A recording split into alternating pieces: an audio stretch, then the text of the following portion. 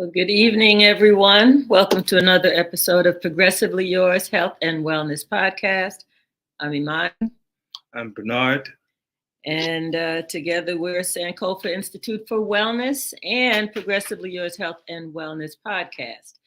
And we may have an interesting evening this evening because we do not see our guest in the background.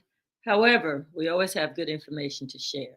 And we're going to go into this episode as though she's there and going to join us in just a few minutes. So we're prayerfully praying and hoping that Dr. Yolanda is able to join us and doesn't have an urgent emergency or something that's keeping us from us. But in the meantime, let's go ahead and I'm sure doing our spiritual opening, they call her to us. Thank you. And yes, we apologize for that to those of you who are faithful listeners. But this is only our second time where we've had this experience. In 2 years. Yeah. So we're grateful for the opportunity. As is our tradition and part of our ritual for the show, I'd like to begin by asking you to get comfortable wherever you are. Mm-hmm. Have a short reading by Thich Nhat Hanh. It's one of my favorites. And so let us begin. I will sound the ting shaws. Ask that you close your eyes if you wish to participate. And just take 3 breaths in and out through your nose. And we begin.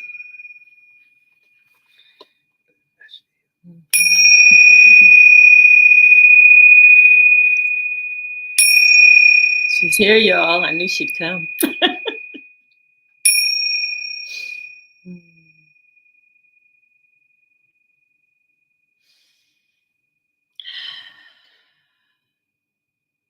As we pay homage to the ancestors, we breathe in and out. The breath is symbolic of the spirit of the eternal. Relax. As you close your eyes, I also would like to invite you to envision your spiritual guides with you. And I want to invite you to ask your guides to open your hearts for what you are to receive from the show tonight. These words. Now is the time to listen only. Deep listening is a wonderful practice. If you can listen for 30 minutes with compassion, you can help the other person suffer less. If you don't practice mindfulness of compassion, you can't listen long. Mindfulness of compassion means you listen with only one intention: to help the other person suffer less. Your intentions may be sincere, but if you haven't first practiced listening to yourself, and you don't practice mindfulness of compassion, you may rather quickly lose your ability to listen. Now is the time for listening. Ashe. Ashe. Namaste. Stay. Amen. Amen. It's always a nice way to start out the show. And before we get to introducing our guests, I just want to spend a brief moment talking a little bit about the show, but also the our site, Sankofa, meetsankofa.com, where we now have a new feature that is entitled Our Trusted Network. And this is so phenomenal because it allows us to recognize you as being part of our trusted network. And it's national, it's United States, Canada, and global. So you could go to the site, you could click on which of those three is appropriate for you, and then you scroll down. Maybe if we can click on that team behind the scenes, click on Trusted Network. Please, please, please, pretty please. Okay, so you would click on Trusted Network, and it will open up. And it'll show you all of the states, because if you click on for the U.S., it will show you all of the states. And click on USA, and it's going to show you all of the states. So if people were looking for businesses in your state, your organization will pop up if you decide to join us. And if you scroll all the way to the bottom of that page, family, you will see it says, I want to join the list. And so you click on that, and it will take you to several options for getting your own site and being able to be part of our trusted network. So I just wanted to point that out. I'm real excited about this new addition. We're constantly growing, and this is a sign of growth and people supporting our efforts and what we're doing, and us being able to support you, our dedicated listeners and viewers. So we're grateful to each of you, and we want to have an opportunity to support you and the great work that you're doing. Absolutely. Right? That's Absolutely. Right. Yes. So, and if you have any questions, you can certainly reach out to us on that site, and we'll get back to you and figure it out. Help you to figure it out, but we'd love to be able to market what you're doing. So with that, I'm going to turn it over to you so that you can introduce our amazing guest. Yes, I am honored to be able to introduce Dr. Yolanda Fountain Hardy. I met her, we have a mutual friend, and probably in some ways we could call her our child play therapist mother, if you will, Trudy Post-Sprunk, who has been around, as Dr. Hardy can attest to, quite some time and is par excellent. And so when I was looking for someone, because this month we wanted to focus on relationships, and I wanted to start with child play, child therapy, understanding child development. And so this is how our guest has made it to us tonight. So let me introduce her, and then we'll bring her on stage with us and have a conversation as relates to attachment and developing healthy attachment with children beginning at birth. So important. Yeah. Dr. Yolanda Fountain Hardy is the owner and executive director at Play Wellness LLC, the founder of Child Loss Center, Inc., and the president of the Georgia Association for Play Therapy. I'm sorry. Go ahead. Oh, you plugged in over there. So go that ahead. is Go ahead. huge. Go ahead.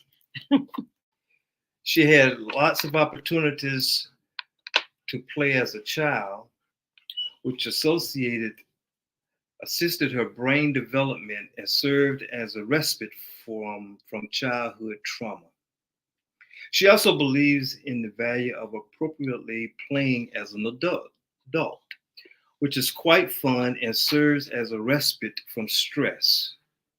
Dr. Fountain Hardy has experienced several challenging life events: trauma, parental loss, prenatal child loss, and others. So she understands the courage that it takes to look inward and heal wounds. Since 2006,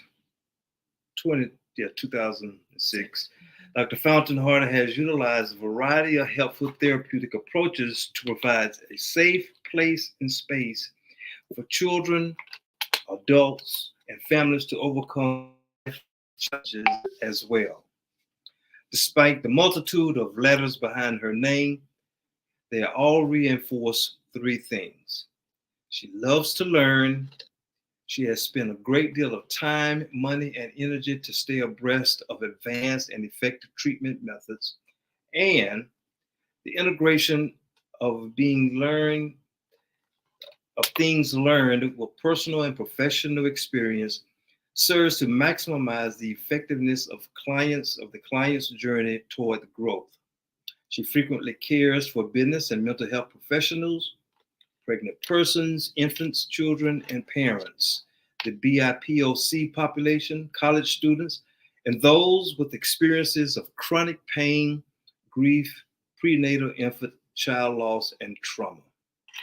She has taught master's, doctoral, and medical students since 2011 and continues to supervise mental health clinicians, participate in speaking engagement, write professional publications, and provide trainings locally, nationally, and internationally on multiple topics related to mental health, illness, and wellness. When in a quote unquote relaxation mode, she loves to spend time with her family, traveling, reading, learning, playing tennis, and laser tag.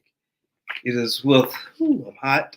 It is with an honor and a privilege as we look forward to the conversation. Welcome, Dr. Fountain Hardy. It is so good to meet you and delighted that you're here to share with us and our listening audience. Thank you. Unfortunately, you had to read the longer version of that one.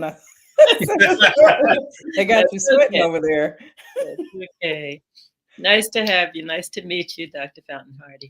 Well, thank you. Yes, we're Sorry, so, I was doing that life-saving work, which is why I was running on here. That's what the money said. She said she may have got caught up, and yeah. we do understand that. Mm-hmm.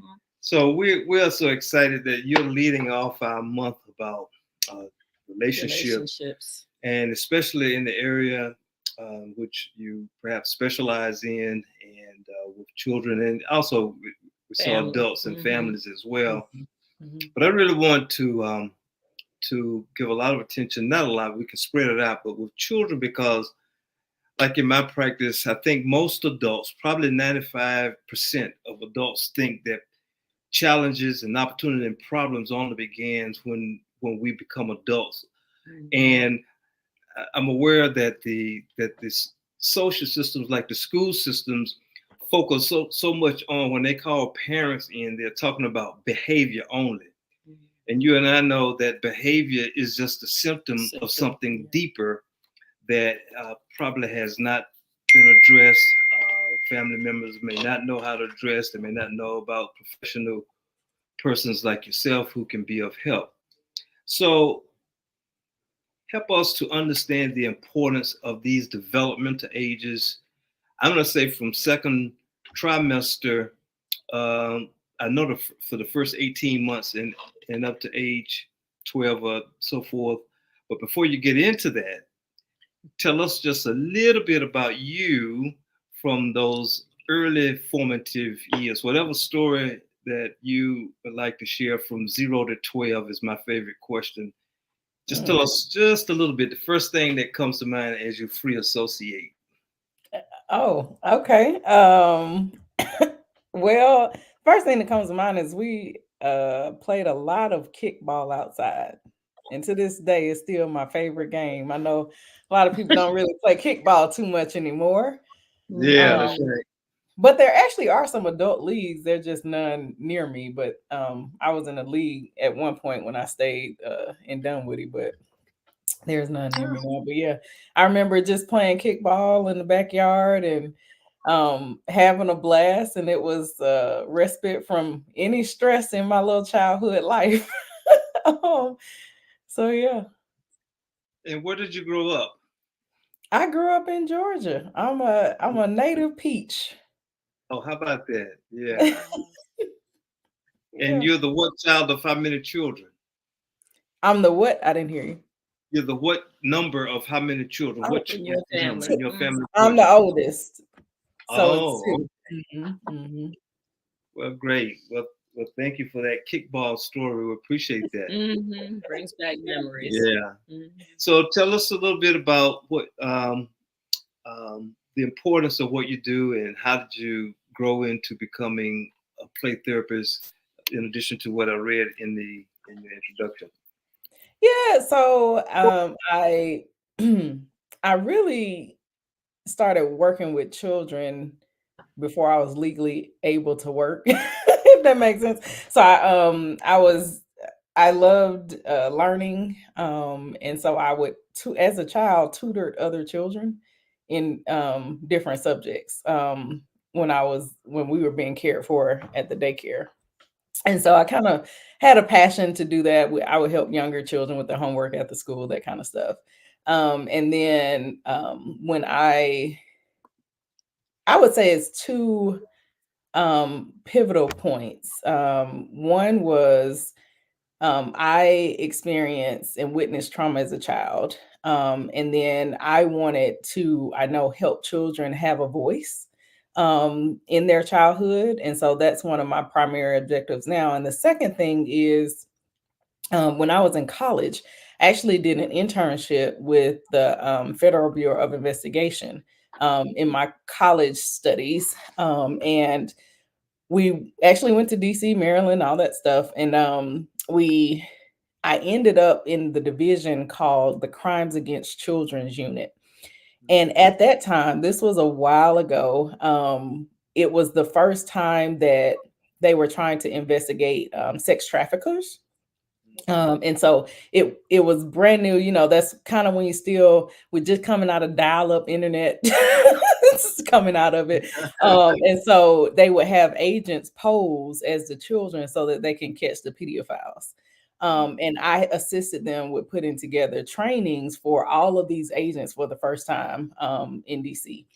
And that's when I realized the vast amount of criminal activity perpetuated against children. And it kind of opened my eyes a little bit more. And so from there, went to graduate school, didn't know how I would use anything. Ended up getting a master's in counseling. Well, I have a master's in divinity, took some counseling classes. I was like, oh, this is pretty cool. And ended up getting a dual master's in counseling. And my internship, my first internship was what's called clinical pastoral education. And so I worked with the YMCA and the East Lake school, elementary and middle charter school. And that's when I first started actually clinically working with children. And so I was trying to figure out techniques because, in school they teach you cognitive behavior therapy, all these adult theories.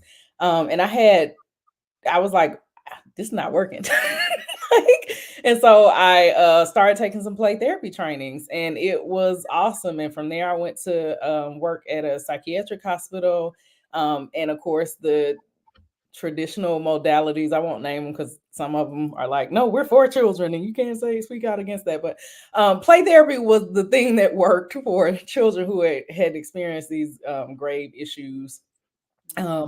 And as I progressed in my career, I worked for a couple of different places, and then I opened Play Wellness. What I started to realize, because I started studying play therapy 18 years ago, and it wasn't until 2018 I took a training through Douglas County called Child Parent Psychotherapy.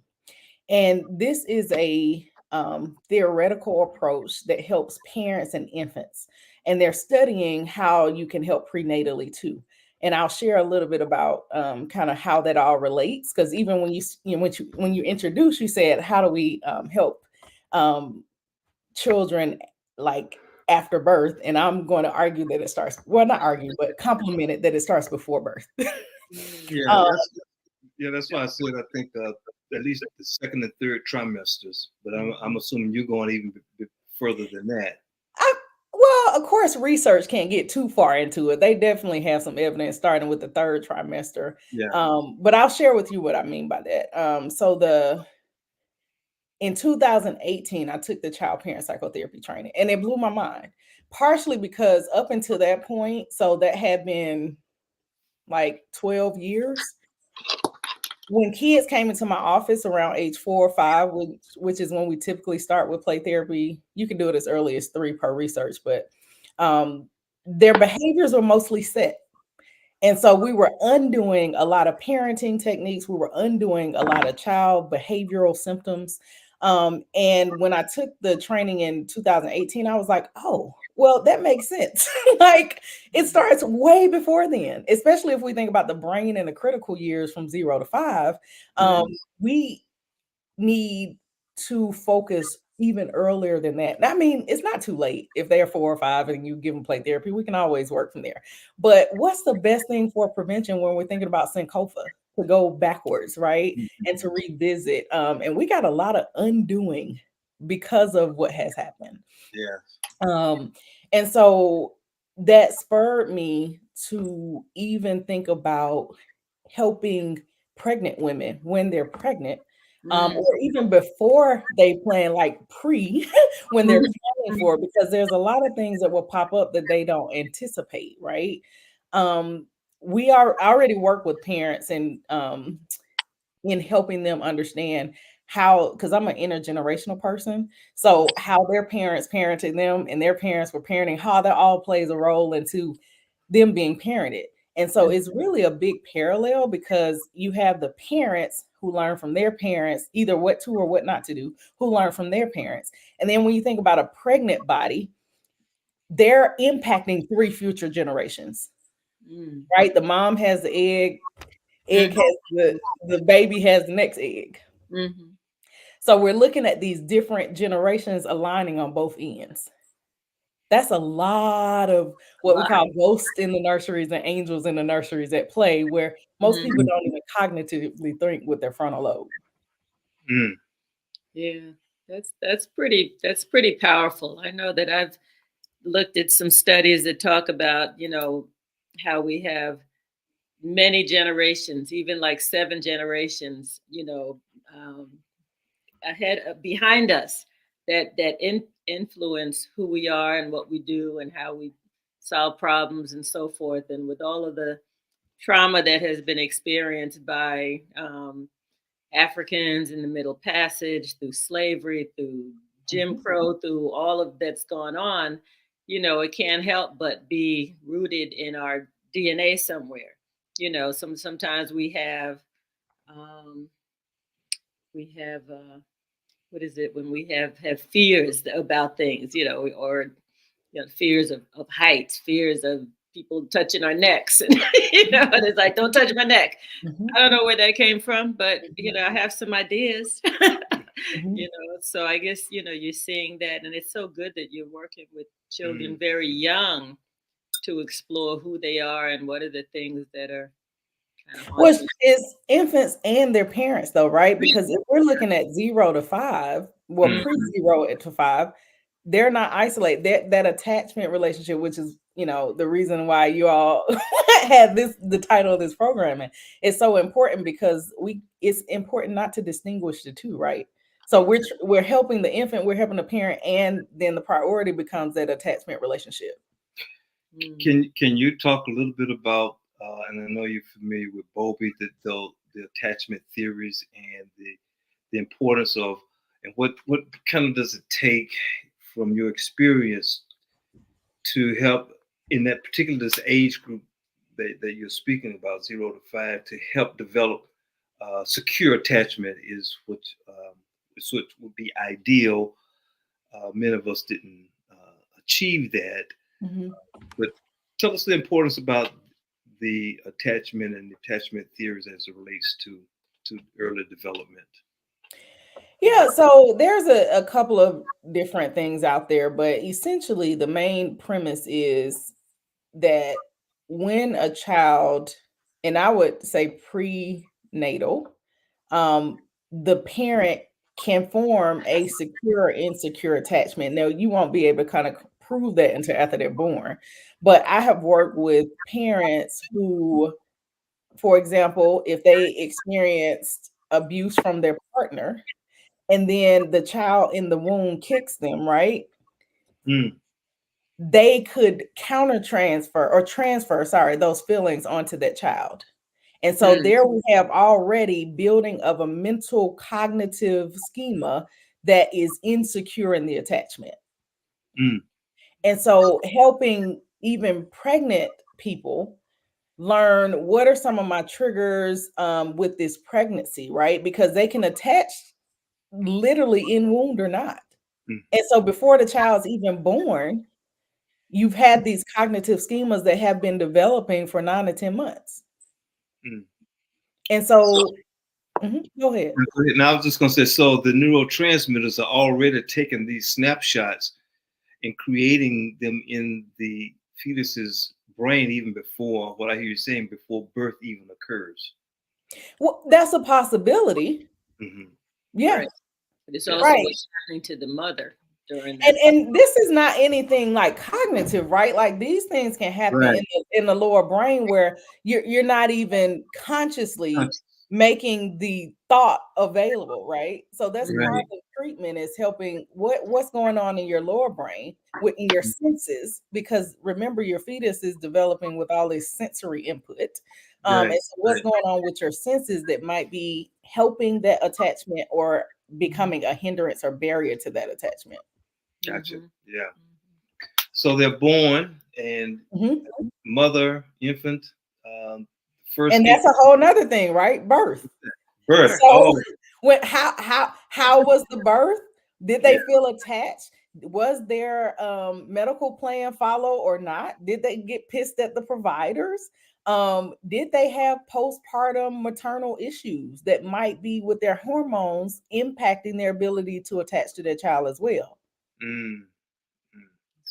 I mean, what you are describing, I mean, is just so much, so complex that we don't, when we're in the adult world, we don't even think about all of the nuances that go into making us who we are. So it's really by grace and sometimes good fortune that we make it through to the best that we can, and help.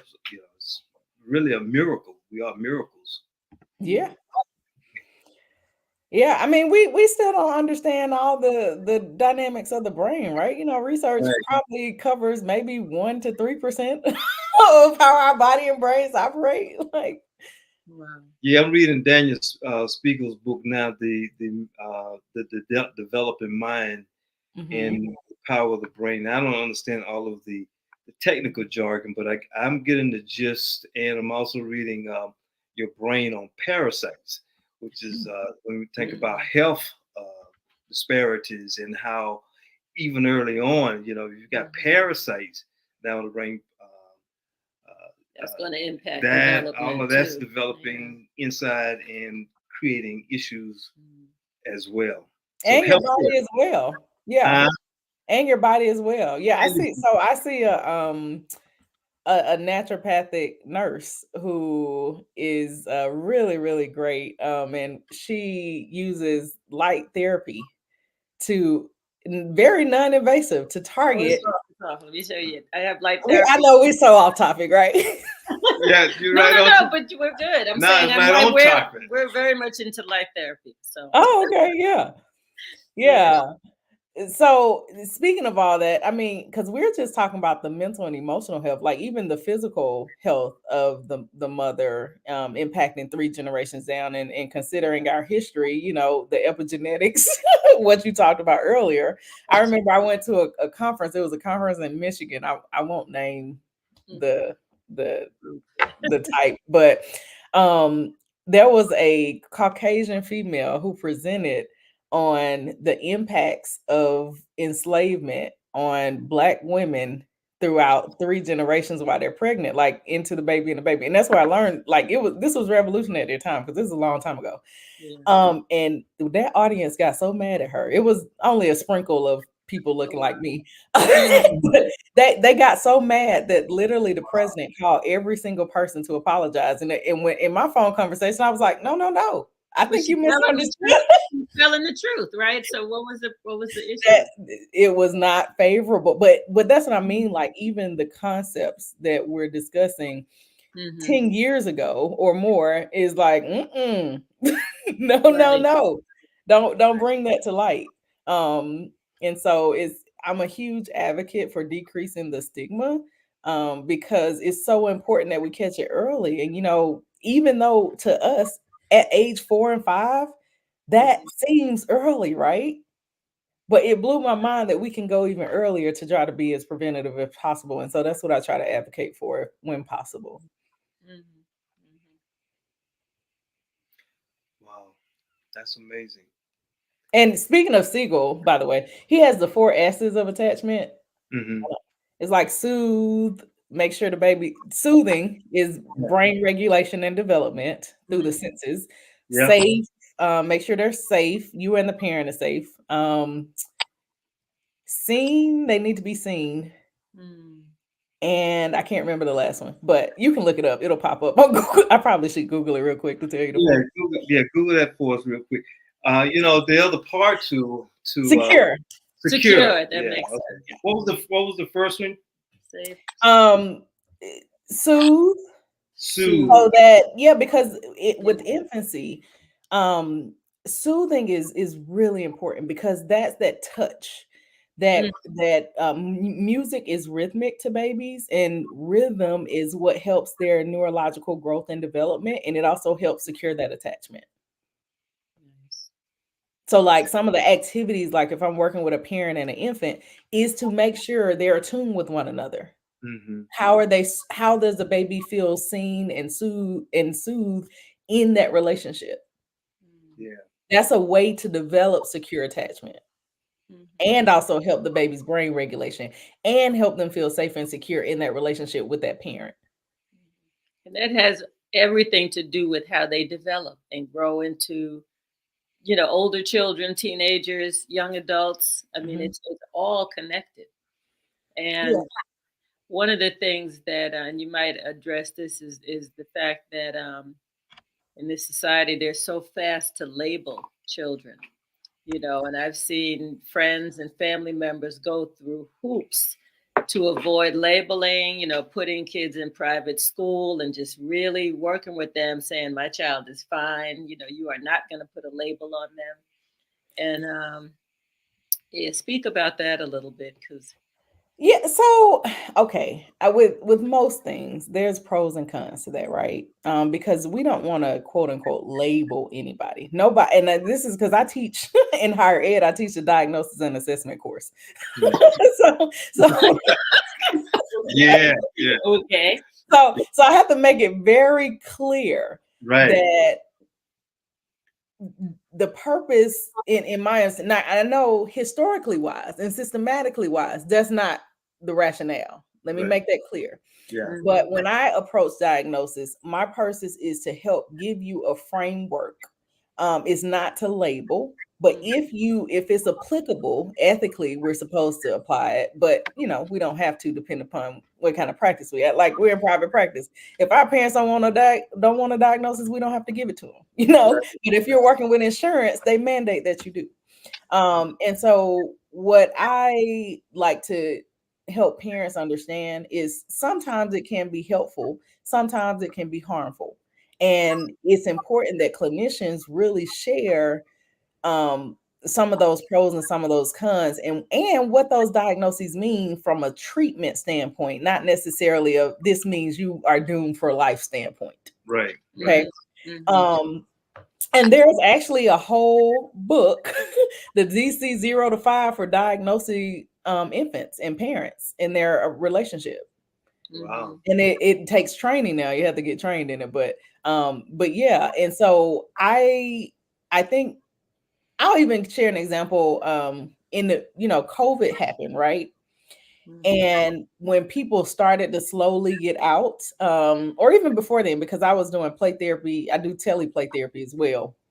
And so one of the big things was children at home or at school having dysregulated behaviors.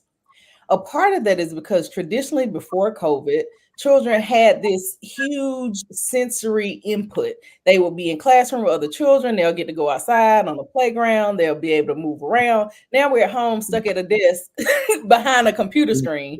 Right. And it underregulated their vestibular and their proprioceptive systems. Mm. So these are how they explore their body, how much input they get with their inner ear balance, all those things that are important for building their sensory regulation. They Right. were missing it because it's now they're stuck in the home. Or if you have parents who don't live in a house and they're in apartments, they can't just go outside necessarily to play on a playground. Mhm. Maybe not. And so that's more deprivation in those sensory areas. And so some of the things was I had to help parents, like help them recognize to get their energy out, because even the U.S. Department of Health and Human Services has like these guidelines for different children's age group and how much physical activity they should be getting. Mhm. Most children aren't getting that level. Like parents don't want to hear their child jumping up and down 5 hours a day. Yeah. Even though that's Seen but not heard. the old way of thinking. Yeah, seen right. and not heard. And so Right. I had to get creative to coach parents, because in my office at the time we had like a trampoline, right? So they could come in and get those proprioceptive and vestibular system inputs. And so other ways to do that though is on a couch.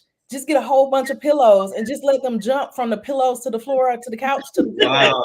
Like that's a way to still Yeah. get it without Right. any necessarily harming. Right. Anything. But a lot of But- parents aren't gonna, you can't jump on my couch, you can't jump on the bed, all of the rules and regulations that they may have grown up with, Exactly, right? Well, because Yeah. the other thing of that is I'm doing something completely countercultural. Yeah. Yeah. Yeah. African Americans would get in trouble for playing, right? We were Jumping on the couch, jumping on the bed. Absolutely. no, I mean historically and systematically. Yeah. That play was not an option. Wow. Play would get you killed sometimes. Mm. So even thinking about, we're working counterculture from the lower brain. Mm-hmm. Even though play is essential to stress, trauma, grief, self-management. Yeah. Yeah. Mm. So we're learning how to operate from a wellness perspective is a 180 for a lot of people. Mm-hmm. So you really do have to work with the parents to kind of bring them along in a new way of thinking about Yeah, play. because technically the parents need to learn how to play too. Wow. We use play therapy with teens and adults. As a matter of fact, in addition to play therapy, there's an orientation called sand therapy. Yeah. And so that's kind of mostly what I would tailor to teens and adults, or I do play therapy activities with them. But it's just because it's beyond play or fun, so to speak. It's lower brain accessibility.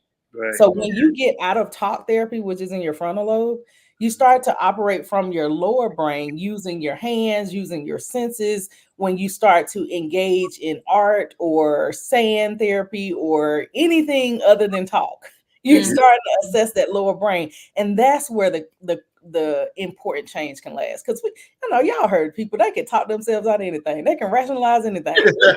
That's right. They be sitting on your couch talking to you about the same change they plan on making 5 years ago.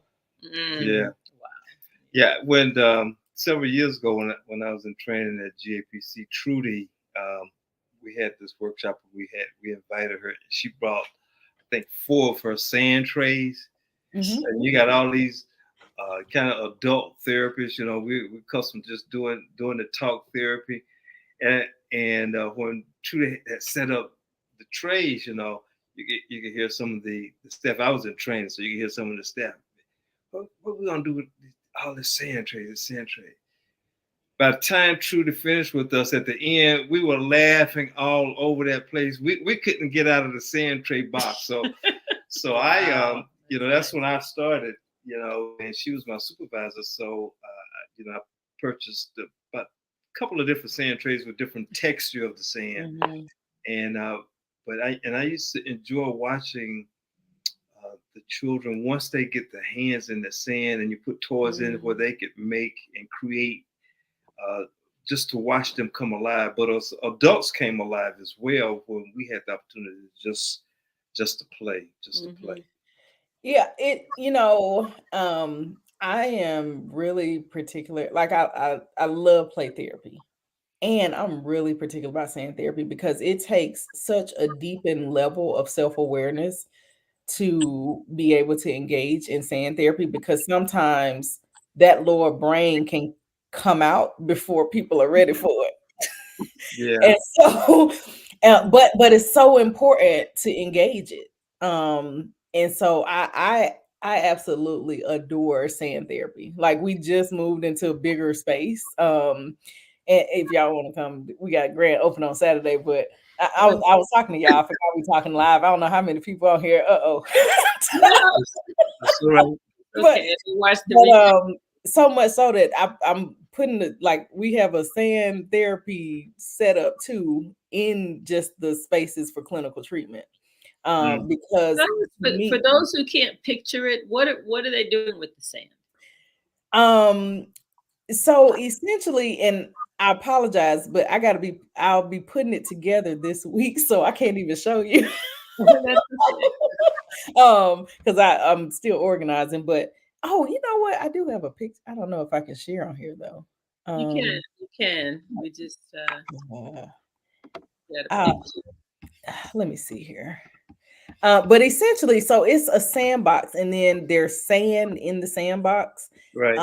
I prefer to use kinetic sand because it's a little bit hand friendly.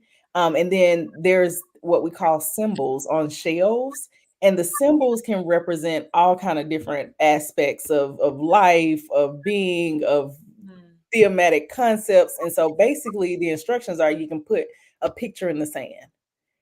And so I have had teens and adults amazed at what comes out. They might pick two things and be like, this is not going to lead to anything. It'd be like a cartoon character. This ain't going to lead to anything. And by the time we finish, they're like, oh my gosh. Wow. Yeah, I mean, even if you don't put symbols, I've had some folks just run their hands through the sand because that sensory regulation helps them with processing out loud whatever they may have on their frontal lobe consciousness. Mm-hmm. And it also makes me think of, I know when I, first time I went to Africa, I was in Nigeria with a group of young folks, college students mostly. And I remember someone asking us as a group, kind of like, what is our art? What is it that we do? And it really made me think about that, because most of the folks said, I don't do anything. I'm just a student. But there's a creative part of us that goes unmet, in a lot of ways. So just to be able to create something with it, that's why I wanted you to describe what are they doing with the sand, because if they're creating, then that also taps into another part of the brain. Yeah, at the very simplest, they're creating a picture in the sand with the symbols. Right. Okay. Yeah. But it takes a really trained, skilled clinician to help them explore that, because clinicians have to be very careful when they're using that modality, because I explain it to my students and supervisees is you're literally in that person's lower brain. Like you can't be around there poking around and you don't know what you're doing. Like right. The brain is very sensitive when you're doing sand therapy. So you have to be very careful. Yeah. I don't know how to share the picture, but I have like a picture of where the sand tray was put together. I wonder if our crew can give you access. Maybe I can drop it in. Usually we load things up beforehand. Oh, sorry. I messed that all up. Okay. No, the people can just go ahead and Google it and find out what play therapy in the sand looks like. Yeah. Or actually, it's on my website too, when describing the different modalities. The website, what's your website? Or maybe our team can put that up. There it is. Yeah, if you click on counseling care and then click on counseling methods, it's a description of it. On playwellness.net. .net. Right. Yeah. Okay. All right, good. I got to look on there myself. Yeah, we have to we try to, and that's that's one thing that kind of throws people off about the name Play Wellness. Well, I got real issues. I'm not trying to play. No. Yeah. And it's and play can mean so many different things, right?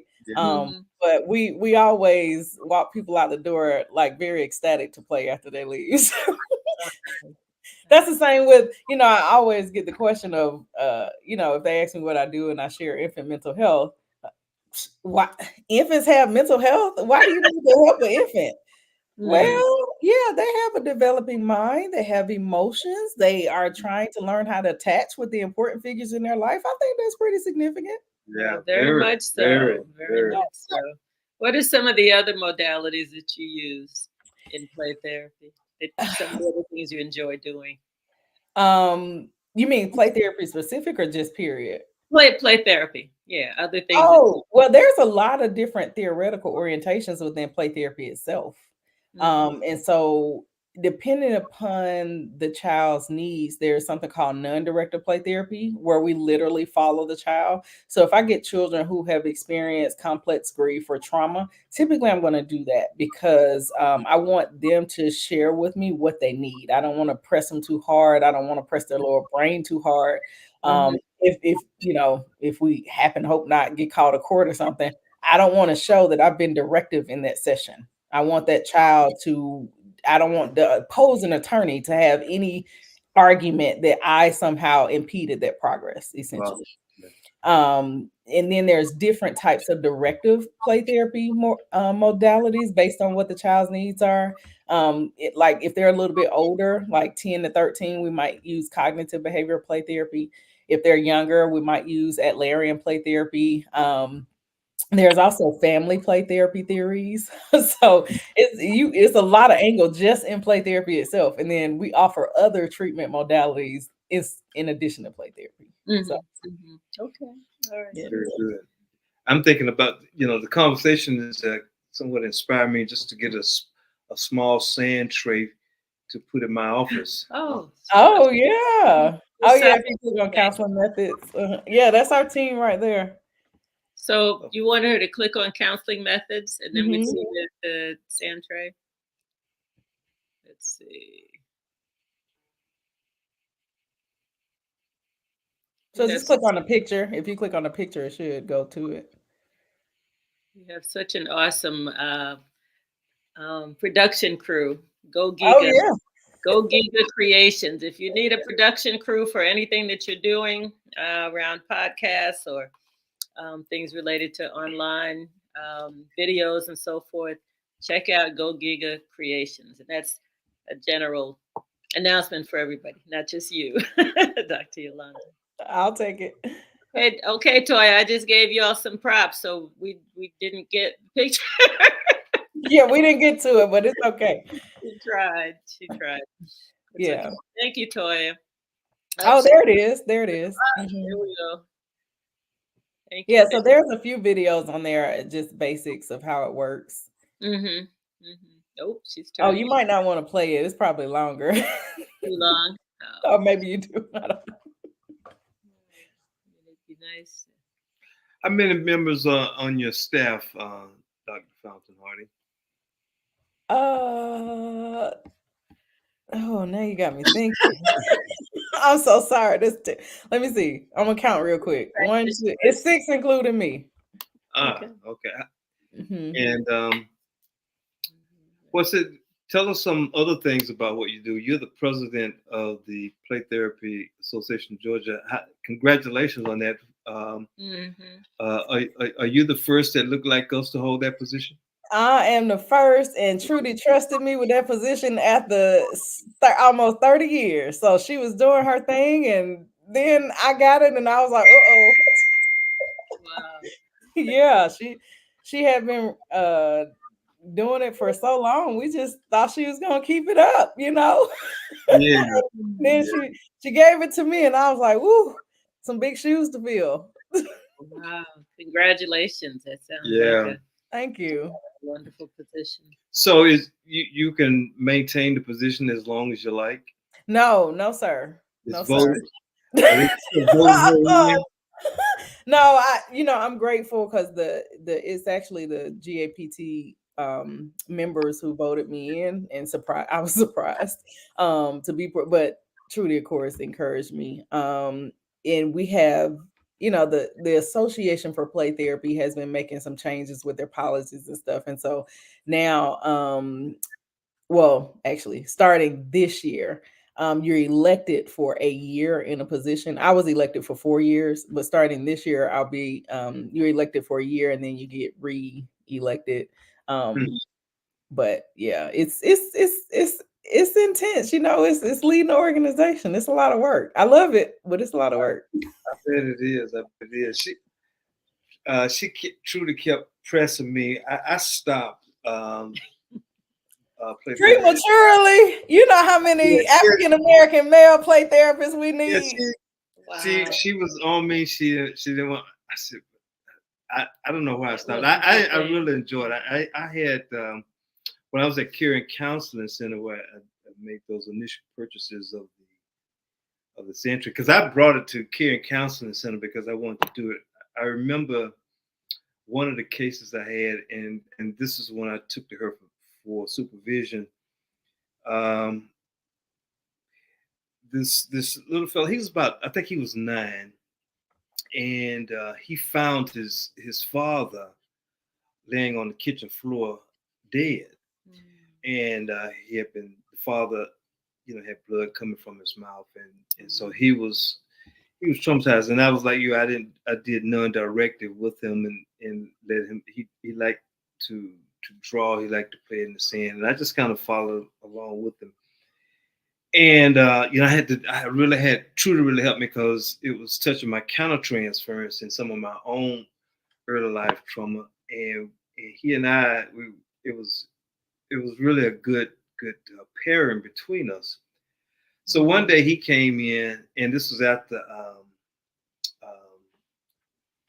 I think 9/11 in when the planes went into the towers, and he was just lying on the floor and he was drawing, and he drew the twin towers with the plane entering into the towers, and I thought, wow, he's his father's died, but he's thinking about this ongoing theme of death with the lower emotional brain was at play, and it was an interesting time being with him, and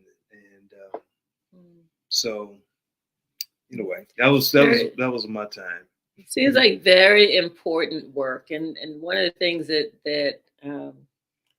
I've thought about throughout this discussion is that so many African Americans shy away, just in general, shy away from counseling or therapy. It's like, we don't do that. We just work it out inside our family. We don't tell our business to strangers. We just work it out. There's nothing wrong with us. And this type of work is so very powerful in terms of liberating people from the things that are, just so heavy on them. Yeah, and I'll say I think is unfortunate as some of these mock counseling television shows are. Well, I say television shows that show therapists who do all kind of unethical things. Yeah. Yeah. Oh yeah. Yes. and Amen show a very skewed views of what the counseling process is like. Yeah. So other than that, one of the things it has done is help advocate for the need for clinical services. Surprise, consider what's shown. But yeah, so I tend to get a lot of folks who even if they're scared of the process, they're in some ways a little bit excited to even come from changing generational cycles. The parents that really care and love their children and want the best for their children, different from what they had, that tends to be their motivation to get through those tough generational things that they have to tackle on their own. To know they're doing it for the sake of changing for their children. Right. And so to me, that's inspirational. Yeah. It makes me think of our parents, and none of them went through any type of counseling. You know, their children didn't go through any type of counseling. And so they just had to kind of tough it out and, you know. Well, part of that too was the dynamics. Like, one of the reasons why I became I only knew of one other African American play therapist in Georgia. He wasn't even credentialed at the time. And so I sought out the credential, and because I was like going way up North Georgia for supervision, way down South Georgia for training. And that's one of the reasons. Actually, before my company was a clinical service, I offered supervision and training together because I wanted a place where people could come and learn. And one of my purposes was to have more of people that look like me working with children that look like me. Yeah. Yeah. And so that's been a significant goal of mine, trying to make sure it's diversified a little bit more than it is, because it is important that there's representation there. Because when I grew up, we needed mental health services, but my mom experienced racism within the field, and it was an immediate no. So I literally never even imagined I would be a counselor, right? Because we had such, she had such a negative experience. That was the only thing I knew. Like, oh, they racist in the field. Don't do that. Wow, this is such a, and I always say when we get to this point of the show, we're just warming up, and our time is up, unfortunately. So we definitely will want to keep in touch with you, and perhaps bring you back at some point. I often envision having like a panel of people. It's like we got to do the one-on-one with you, and maybe having two or three other people, because this StreamYard that we use can do that. We can have a couple of people and have a discussion where you kind of sharing and bouncing off of each other. So we might do that and bring you back. Sure. That would be amazing. So we truly appreciate your time and your sharing with our audience. Having me. This goes too fast. Yeah. Do you have any parting words that you'd like to share? I appreciate the time. I will put a plug in. So I have a child loss center nonprofit where we help parents who have experienced loss through either pregnancy loss, infertility, infant or child loss.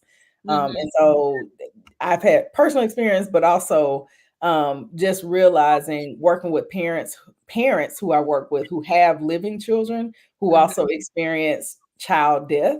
Is a different dynamic that sometimes goes unnoticed, and we need to bring more awareness to the area as well. So that's all. Yeah. So and the way they get information about that, just call. So that's www.childlosscenter.org, and that's LOSS. I'll put it in the chat. LOSS, childlosscenter.com. .org. .org. Okay. Yeah, I just put it. Yeah. All right. Well, thank you, and we encourage people to, because that's impacted so many families. Yeah. Including yeah. Well, I mean, we could literally Sankofa generationally and systematically, but Absolutely. Childlosscenter.org. All right, and with that. Thank you so very, very much. Thank you. This has been rich and very foundational for us, and I hope many people who didn't get to watch us live will go back and watch the video or the recording. You can always see it on YouTube. We always make a plug for people to subscribe to our YouTube channel, Progressively Yours Health and Wellness Podcast, and you can see all of our past shows there as well. So thank you again, and we wish everyone, thanks to our listening and viewing audience, thank you for being with us, and we'll see you again soon. Dr. Hardy, don't go off. We're gonna talk after. And thank you for your work. You're welcome. Appreciate y'all. Ashe, everyone. Ashe. Next week. All right. Michael Cook, Family Systems Theory. Oh, good. Okay. Good. All right.